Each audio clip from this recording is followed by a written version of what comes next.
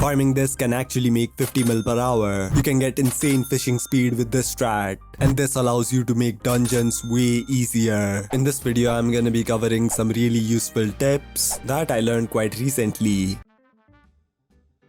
In dungeons, there's actually a really popular strategy called stonking, where you basically break blocks you're not supposed to, and this makes your runs much faster, as it allows you to make insanely optimized secret routes or skip some combat entirely. But since it's not supposed to be done that way, it has its fair share of problems, and the main one being that it can be very unreliable at times. And to improve this method, players developed a new strategy called ghost picking that allowed them to instantly create ghost blocks. Now here's what I learned pretty recently. Now before, I used to think that the only way to get a ghost pick is by spamming the inventory buttons. But even when I was testing it, it was very unreliable and it took way too much time. But it turns out making a ghost pickaxe is actually quite easy. Basically, all you need is a pickaxe and a random item. For me, I'm gonna be placing them on the first and second slot. Now press 1 twice, then press 2. And yeah, now you have a ghost pickaxe in your first slot,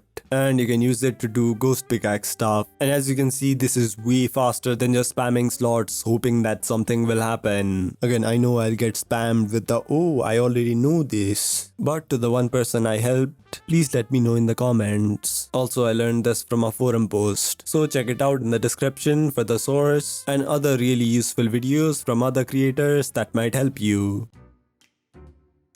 The Crimson Isles mini-bosses actually make a pretty decent amount of coins, cause a lot of weapons and items they can be used to farm have gone up in value by a lot cause of the museum update. Like the Ragnarok axe is now going for around 1.5 mil, the fire free staff is pretty expensive, and the items that have gone way up in value are the magma boss items. And surprisingly, the item that has spiked up the highest is probably the magma urchin, which isn't even related to the museum update. Now I know they fixed the museum thing weeks ago, wasting hours I had spent designing a horrible calculator. So yeah, it's not gonna be as good for long, especially when this video comes out. Or not, cause I don't get views. But maybe, probably not. But yeah, it's still pretty good. Like the Gauntlet of Contagion prices are pretty high, magma urchins make a lot, and the main reason it's good in my opinion is because you can make a lot of coins from the other mini bosses as well. And the best way in my opinion to grind this is to get a party of like 2 or 3 people with at least one hype mage. So you can just do some minor damage and let the hype guy kill the mini boss. Or if you're a hype mage, you could even just do the barbarian duke and make some insane coins. And finally, grind the Ash Fang if you're a masochist. Again, it seems to be really good at the moment, and it's not completely boring. Just make sure you have enough mana. And to maintain your mana, I recommend using a guardian pet. You can set up an auto pet rule to make this easier. You should use a fire whale wand to deal more damage, and try to get armor with breeze. Also, if you have one, use an overflux in combat. You can actually make 50 mil per hour from farming. Now I learned this and most of the stuff here from forum posts. And this post in particular is actually insane, as it shows you how you can almost beat mining with farming. So yeah, I'll link it in the description as I'm not a really good farmer. But here's the basic strategy. First, get the max bonus pest chance. For that, you can use mushroom armor at night with the pest terminator enchant. To make sure it's always nighttime, you can use a night saver. Then get a T-Rex pet with a brown bandana and a Daedalus axe. Chimera 5 is the best. So yeah, if you've got Chimera 5, give contra. Anyways, get all the items that give bonus pest chance. Then use your regular farming setup. The ideal setup is again all the items that give farming fortune, and full fermento armor with a mushroom cow. Also, I hope you're at least farming 50 before attempting this. If you aren't, just grind mushrooms, cause they honestly aren't that bad. Then once you've got the setup, you can start farming cane. Then after farming for around 90 seconds, start farming while using mushroom armor and a Daedalus axe. And yeah, this should allow you to spawn a bunch of pests. Then just swap back to fermento, kill them with a BD vacuum, or buzzing if it's an earthworm, as it allows you to one-shot it. Then once you've done that, you can go back to your regular farming spot and farm for 90 seconds. Then you can just repeat the process. You can also set a spawn point to make this easier. Again, it's very annoying and ruins the fun of watching Netflix farming. But if Finnegan is Mayor, you can make up to 50 mil per hour from this.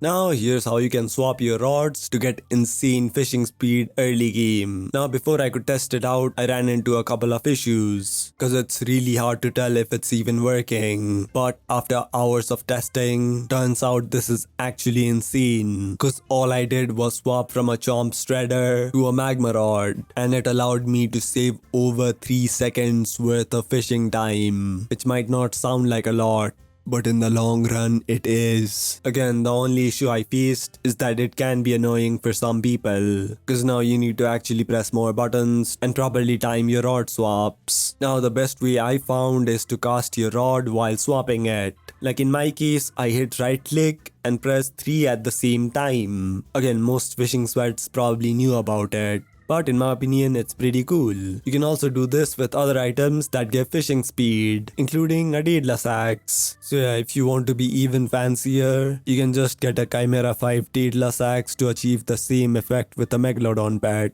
But yeah, that's kinda dumb, unless you're literally made of money. But yeah, that's how you can make fishing 30% faster and 100% more annoying. Also, for early game players trying to grind combat XP, ghosts can actually be a really good option, cause they are a lot easier to one-tap. And for this, all you'll need is a semi-decent sword and basic Crimson armor. And yeah, you should be able to shred through them, cause Crimson already has its double hit.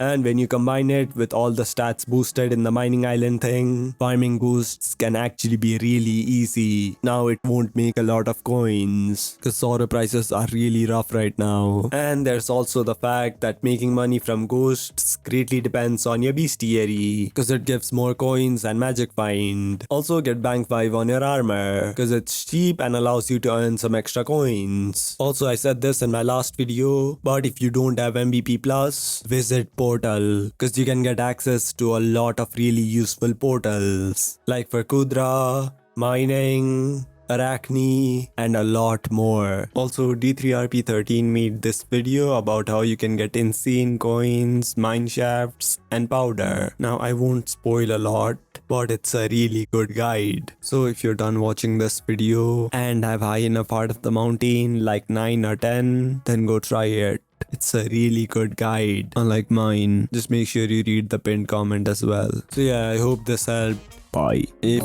you watched the video up to this point, I sincerely thank you for watching more videos like this. Click the button on the left. If you want to watch more videos like this, click the button on the right. If you want to watch more, then subscribe to my channel. Comment in the comments.